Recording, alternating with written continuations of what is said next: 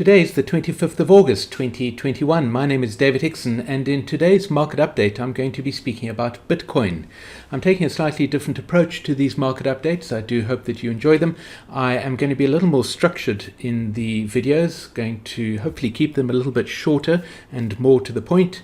I am going to be taking what we've referred to for some time, in-house if you like, as the Sentient Trading Approach, which is a structured approach to applying the insight that Hurst Cycles give us into financial instruments to making trading and investing decisions.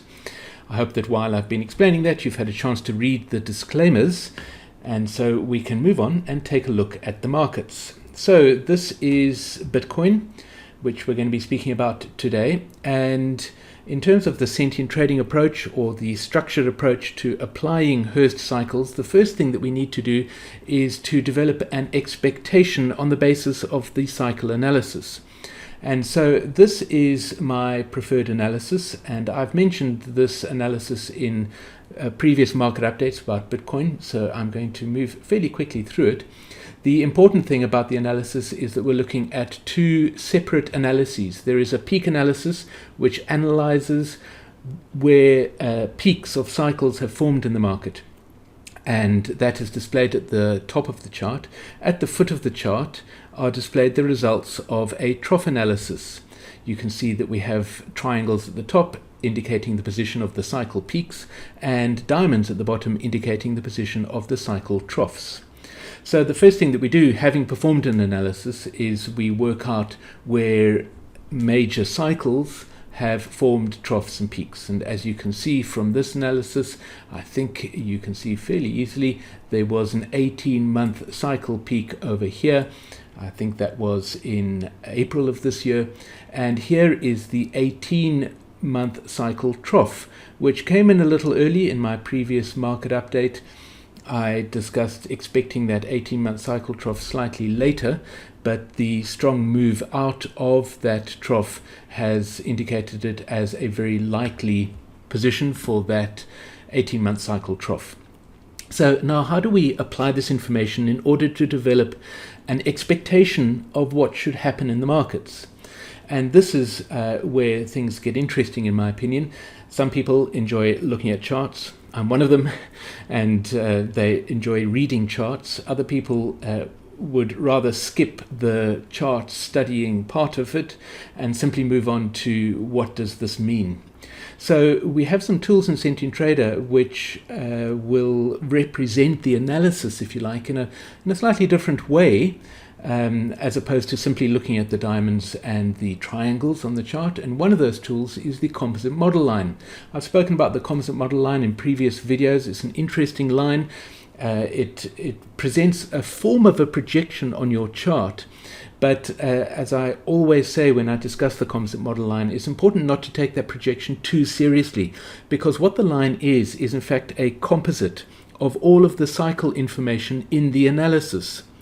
And the line in the past, as you can see, represents how those cycles have influenced price action in the past, and they are then projected, or at least those influences are projected into the future using the same wavelengths and amplitudes for each one of the cycles in the analysis. Now that is at its heart a flawed concept because of the principle of variation. The amplitude and the wavelength of each one of these cycles is going to change. And so although we have this beautiful line presented into the future, we must bear in mind that that line will change as time passes because of the fact that the wavelengths and the amplitude will be changing as time passes. And that is the principle of variation. It's a very important principle. Nevertheless, the composite model line is a very useful tool for understanding the analysis on your chart. If you are not used to reading these triangles and diamonds on your chart, the composite model line is a very useful tool for understanding what the analysis is telling you.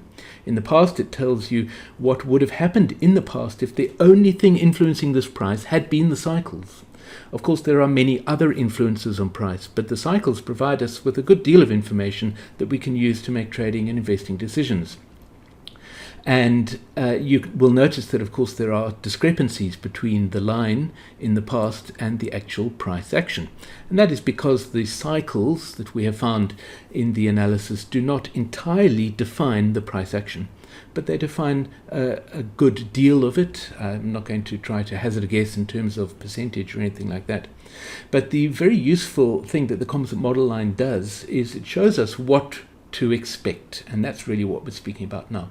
So what I'm going to do is I'm going to zoom in here on the chart and speak about what we're expecting perhaps up until the end of this year. You'll notice that the composite model line shifts its position as we zoom in, and that is because it needs to be rooted somewhere. I'm not going to go into too much technical detail, but the composite model line is taking the information not only found in the analysis, but also being presented on the chart at the moment. So in other words, obviously it's sort of scaled to the period of time that we are actually looking at. And you can see in the past how price at times followed the composite model line fairly closely. At other times it, moved quite far away from that composite model line, in particular as price came up to reach this 80-day cycle peak over here in early June. Price did not come up nearly as high as would have been expected on the basis of the composite model line. In other words, on the basis of the cycle analysis, price did not come as high as would have been expected.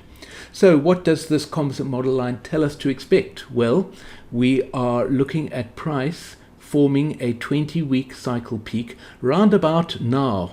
And you can see I have counted some bars over here. Let me just move those bar counts. It has been 71 days since the 80-day cycle trough, the cycle peak, I beg your pardon. The average length of an 80-day cycle is in fact 68 days. So we're about 3 days past the point at which we would have expected the next 80-day cycle peak, which must also, by the principle of synchronicity, be a 20-week cycle peak. And so and let me just move this bar count over here. You can see there have been 133 days or bars since the 18-month cycle peak over here in April, and the average length of a 20-week cycle is 136 days. If you don't understand the average lengths and the numbers that I'm throwing at you, I would encourage you to download the 10 core concepts of Hurst Cycles. It's a free PDF, and there is a link to it in the description below this video. So I'd encourage you to download that to understand these concepts. The point is that we are now expecting a 20-week cycle peak to form in the markets, and the composite model line is telling us the same thing. We're expecting a 20-week cycle peak to form, after which, effectively, this analysis is telling us that we are expecting price to move down into a 20-week cycle trough round about the end of October or early November, after which, of course, price is going to bounce back up again. On the way down, we are going to have some smaller downward and upward moves. The first noticeable one is, of course, the move into this 80-day cycle trough here in the beginning of September, or perhaps the second week of September, somewhere round about there. So that is our expectation. That's the first step of taking a sentient trading approach to Hurst Cycles. What are we expecting? We're expecting a 20-week cycle peak to form now, after which price is going to move down initially into early September and then into the end of October. The next thing that we need to do is take a closer look and consider some levels, and at what point would we get confirmation that what we are expecting to happen is happening? Or at what point would we get a negation indicating that our expectation is incorrect? There's a saying that is often quoted when it comes to trading. That is that you have to choose between your ego and your profits. And I must say that the sentient trading approach recommends choosing profits all the time. I am never frightened to admit that I have been wrong or made a mistake, as long as I continuously make profits. And that's a very important aspect of working with Hurst Cycles. With each new bar of information that comes in, we either confirm or deny or negate the expectation that we have. And as soon as price behaves in a way that is not expected, then of course we need to adjust our analysis. It's an ongoing process. It's one of the dangers of these YouTube videos that I will post a video that will be up there for many months, and occasionally a week or two after I post the video, the analysis situation changes, and yet the video is still there months later. And there isn't the understanding that, of course, the analysis changes with each new piece of information. So how would we confirm or negate this particular analysis? Well, what we will do is we will work with our cycle tools. And in this video, I'm going to speak about the FLD. Here is the 20-day FLD. You probably have heard me mention the 20-day FLD before. It is my favorite FLD, and I track a sequence of interactions that tends to happen between price and the FLD. So here you can see the beginnings of this sequence. That is our first interaction following the 18-month cycle trough. It occurred literally a day or two after that 18-month cycle trough in late July. It's our A category interaction. We expect price to come up and achieve its target and usually exceed it. Now, it has exceeded it tremendously in this case, indicating that there is a lot of bullishness in this market. Okay. The next interaction is the B category interaction, where price will come down and find support at the level of the 20-day FLD, which is pretty much exactly what happened. I describe this as approximate support because it's not accurate to the pip, although sometimes it is, but you can see price found approximate support at the level of the 20-day FLD over there. Then we had the C category interaction, where price broke up above the FLD again. Then we get the D category interaction. Now, an interesting thing happened here, because in a D category interaction, price is coming down into the 40-day cycle trough, which you can see was expected in about the middle of last week. Okay, that's the 40-day cycle trough. In a usual D category interaction, we could generate a target from when price crosses below the 20-day FLD. Now you can see that target would have brought us down to about this level over here. Price failed to get that low. What does that mean? It means that there is still a lot of bullishness in this market. Okay, that's all it means, that there is more bullishness than might be expected purely based on the cycle evidence in front of us, and it's an important thing to keep track of. So what is the next thing that we are expecting? Well, as mentioned, we are expecting price to come down into an 80-day cycle trough. That's about the 12th of September, somewhere around about there. That's going to be our 80-day cycle trough. We would usually expect price to drop down below the 20-day FLD on its way down to the 80-day cycle trough.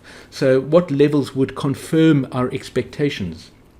As price approaches this 20-day FLD, we will be watching it carefully. If it crosses below the FLD, that would be, I didn't label the E category interaction, so that would be an F category interaction as price starts coming down into the 80-day cycle trough. Now, there has been a lot of bullishness in this market. Is it possible that price will yet again find support at the level of the 20-day FLD? It is possible.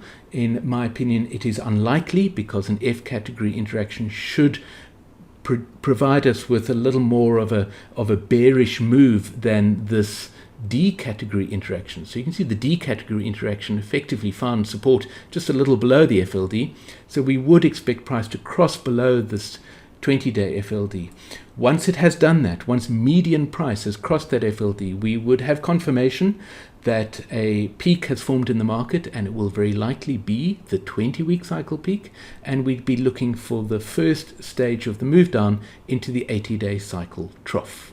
And so I will certainly be watching the 20-day FLD very closely.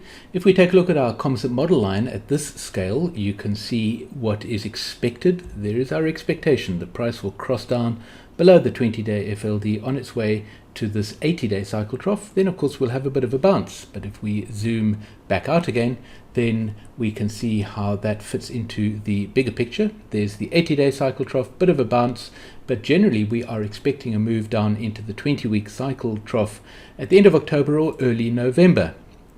Now, of course, as I have already mentioned, with each new piece of data, we're going to be updating our analysis, and it might be that as time passes, the timing of these particular troughs is going to change.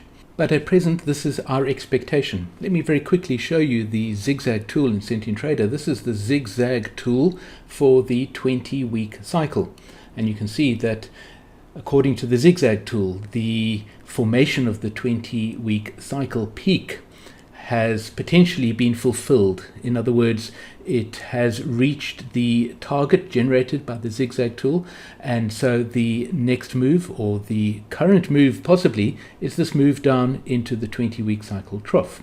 We can also add the zigzag tool for the 40-week cycle to understand what's going to happen after that, and you can see how the zigzag tool and the composite model line tool work together to express our expectation for what we're expecting in this market.